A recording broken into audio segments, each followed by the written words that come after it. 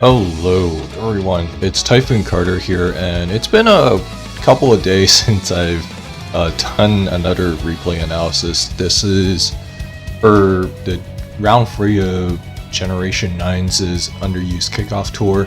For round 3 I had to play Eivor. Eivor is a pretty solid player. I think they're usually more of an RU person, but you know, I'm facing them here and this is game 1. Now game 1 he's got a pretty annoying team. The big threats on this team is Talonflame, who can completely cripple my entire team with Will-O-Wisp. And Flame Body is also pretty annoying, so I gotta be ready to play around that. Grafii is also pretty annoying because my one Dark Immune in Brute Bonnet gets clapped by Gunk Shot if I'm not careful. Oh, and Azumarill and Mimikyu are also notably Gunk Shot weak. Aspafra always a huge threat. Brambleghast could be annoying if I don't deal with it right away.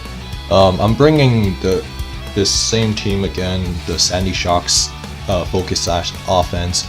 Because going into game 1 I was like, this is basically a comfort pick for me, so I decided to go with that.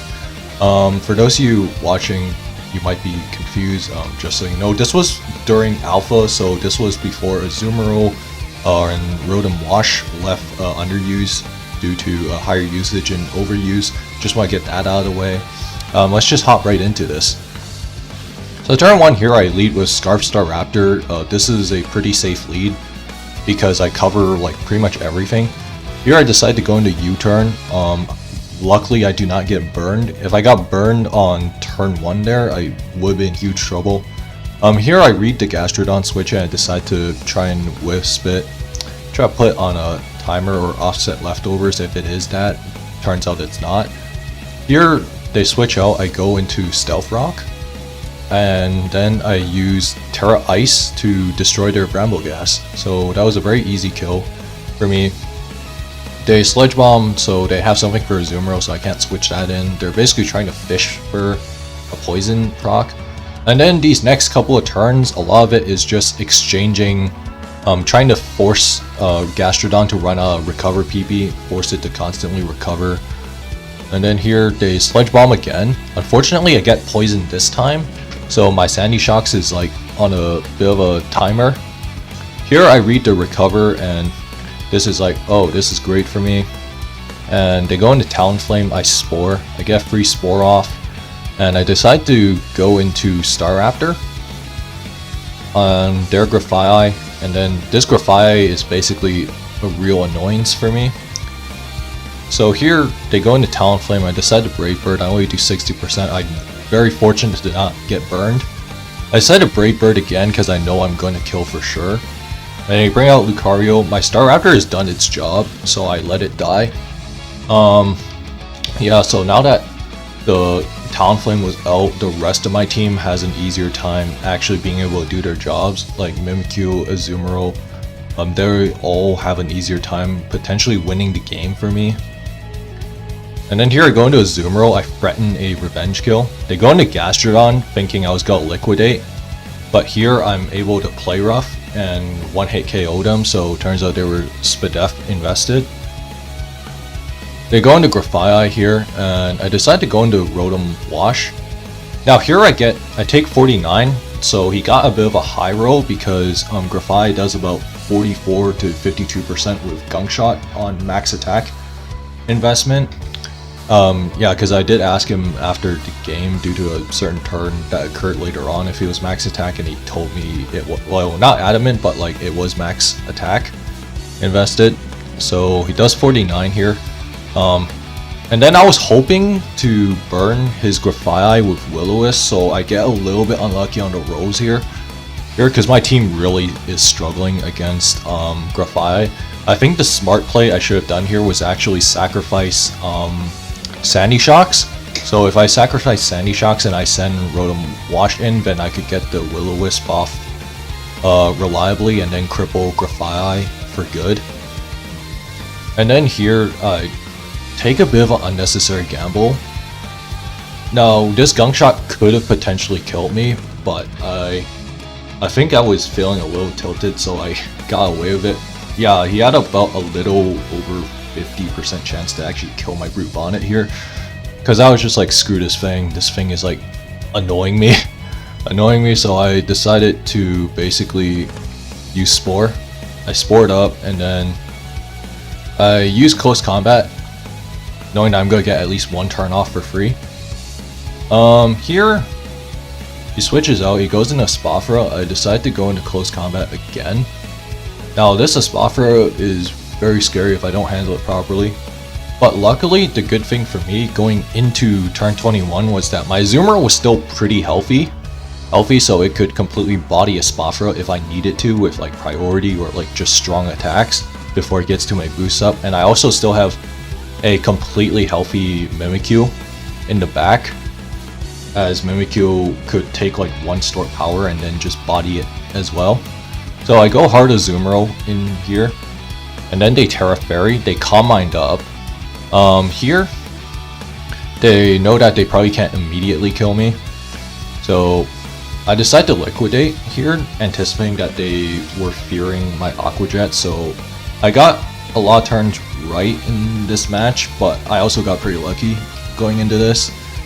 So they sack their Grafaiai, which I'm like, okay, cool. And then they go into Lucario. I know Lucario can't hurt me, so I Liquidate again, knowing that he's just completely dead. And then they go a Spothra here, and my Zoomer just cleans house, and that is game set match for round 1, or not round 1, but game 1 of round 3. So I'm up 1-0. Overall, that was a decent game I played, although I got pretty lucky with not getting flame bodied once whatsoever, since that's like the same chance as Skull burning. So I got very fortunate, and the Gunk Shot miss on the Brute Bonnet, which it may have killed, it may have not killed. If I got poisoned, I still had Lumberry, but I was taking a bit of an unnecessary risk. Although like not sacking my Sandy Shocks kind of made things super awkward for me, or like I had to make an awkward sequence of plays going into that. But regardless, you take what you can get. Let's just go into game 2. Okay, game 2. So we got a classic weather war here. So we got rain versus sand. I have a slightly different variation of the Sand Rush team that I used, while my opponent Eivor here has a relatively classic rain team with your classic rain abusers, Pelipper for Drizzle, Barraskewda with Swift Swim, Kilowattrel firing off a lot of thunders and hurricanes. Gyarados, again, we know what Gyarados does.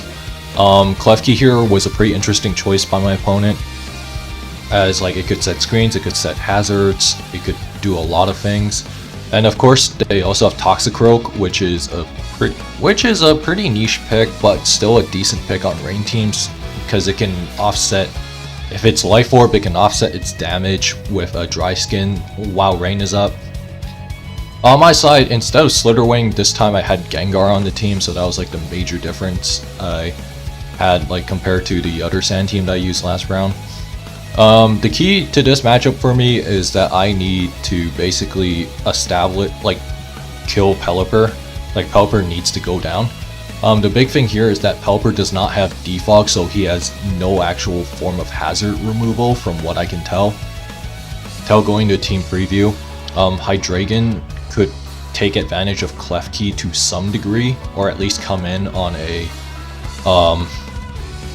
Underwave, whatever. And then a whole bunch of other things. Gengar could possibly put pressure turn 1, that kind of thing. Let's just go right into this. Here I lead off Gengar, and they have Gyarados. Now here, I think my opponent was basically thinking about preserving their Gyarados as one of their win conditions going into this matchup. Now realizing this, I was like, because I didn't want Sludge Bomb right away, because that's like my strongest move, and he probably expected it to be Choice Specs Gengar. Now, with that being said, I decided to trick turn 1, because I know that whatever I trick into, I will probably cripple them in some way, shape, or form. Except for like Kilowatt, but like Kilowatt doesn't really want to come in unless rain is up. So knowing this, I decided to trick here, thinking that I'm probably gonna get a good outcome. Now, it reveals to be eject button Klefki, which is pretty interesting for me. And I go into Tinkaton because I want to like kind of knock off whatever. I realized that they don't want to stay in. They thought I was probably like Gigaton Hammer, which I do exactly that. They waterfall, and I encore them into waterfalling, so this means that I get a pretty free switch in with Serena. And here they go into Toxicroak, and I go into Serena as expected. So I go into Hippowdon thinking he's gonna gunk shot me, which he does. Unfortunately, he misses, as that could have been rather annoying for me. I used his turn to just get Stealth Rocks up, and they bring in their Pelipper.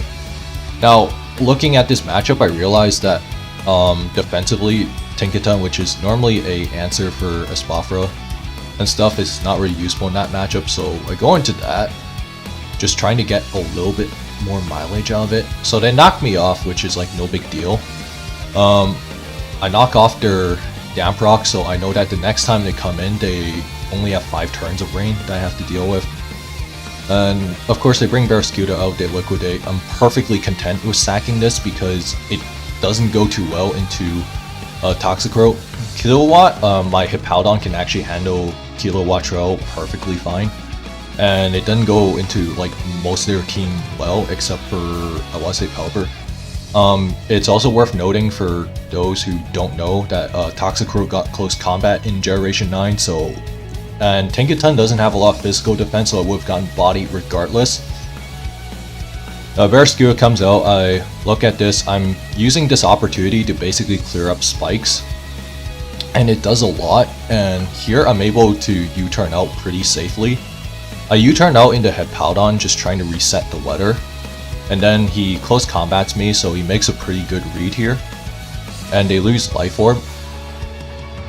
Recoil, and I go into Gengar, thinking that he was gonna close combat again, but instead I activate the eject button, which actually works out in my favor. So here they go into Klefki, and I Terra Rock with Lycanroc. This is because I know that I need Stealth Rock damage, and I need the Terastallization on my Lycanroc to be able to defeat Barraskewda through priority. So that's like the crucial target that I need to kill, because I need at least 1 round of Stealth Rock damage, which I already got. So, or it's a little bit more than that actually, but afterwards I would basically be able to kill Barraskewda with Choice Band Excel Rock. Here I go into Hydreigon, making a hard read. They Thunder Wave here, and because they're choice locked, I'm able to use this opportunity to set up a substitute pretty freely. And they go into Toxicroak. And here I just get a pretty free kill. And I actually Flamethrower. The reason I Flamethrower was because I wanted to cover the Klefki switch, because like I could just Dark Pulse afterwards since the substitute is still up. Here I actually Flamethrower again. This is because I was actually worried that the Klefki might have Play Rough or something, so I didn't want to lose the substitute. So that's why I clicked Flamethrower again. But if I knew they were just gonna settle for spikes, I would have started nasty plotting, and then I think my opponent might have actually just lost the game on the spot. Right there. But the game is still on. I only have 1 turn of sand left, but that's no big deal. They send in their Pelipper to try to get rain up. And here I'm able to basically force them to roost constantly. And I get Lefty's recovery now. Now my opponent was forced to switch out because, but with that, even though the Pelipper switched out, the reality is that my opponent has basically lost the Weather War because Pelipper doesn't have heavy duty boots. And he has no way of clearing hazards, more or less, because Kilowatt Trail can't really fit Defog onto their move slot normally.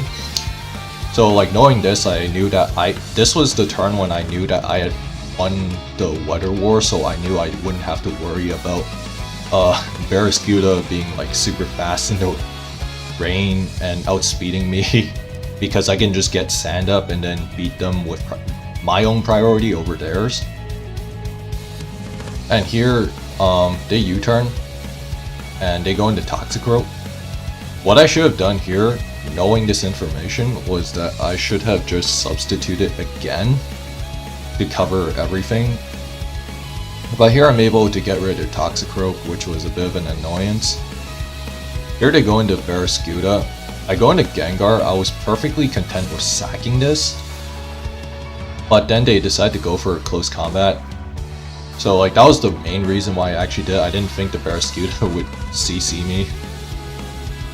But it works out for me, because I was perfectly content with just getting this thing killed. But here, their Pelipper comes out, and then, yeah, no, they've like actually lost the Water War for good. Good. Well, okay, yeah, I take what I said back earlier when I said I knew they were gonna die the next time we come in, but it was more so they can switch into Hydreigon. But yeah, now they've actually lost the Water War. Here I switch into Hippowdon, getting the Sand up, because I'm perfectly content with just getting the Sand up, knowing that my Lycanroc can win the game for me here. They land a Hurricane, which is whatever. I Excel Rock. I think if I could have sacked Gengar again, but actually no. No, yeah, I think that was the right play, looking back at this. Here I Excel Rock again. Now, I had realized that my opponent had not terrestrialized up to this point. So I swapped out into Serena because I didn't know what Terra type this Gyarados was gonna Terra into. Because I realized it could have been Terra Ground, which is actually a pretty common Terra type, so I was actually worried about that in particular. But here he Terras into Dragon, and here the Sand is just doing its job. Like, at this point, I know that even if the Sand is not up, Lycanroc should be able to take care of the job. I just need to get a little bit of chip damage. Here I decide to Power Whip, and at this point, it's basically game over for my opponent, because my opponent actually can't do anything. They Outrage, and my Lycanroc's brought back out again, and I Excel Rock, make sure I don't miss, and that is game, set, match. Overall, I think that was a pretty interesting match overall. That was probably one of my favorite matches I've had to play, just because it was basically a battle between weather setters, and namely Hippowdon and Pelipper, trying to get our own win conditions out. But I think Hydreigon was a really big difference maker here for me, because like Hydreigon is like super busted, and at the time I'm recording this, it has been banned, quick banned from Underused. So yeah, with that, I think I played a better game 2 than I did in game 1. With that being said though, I will see you guys next time.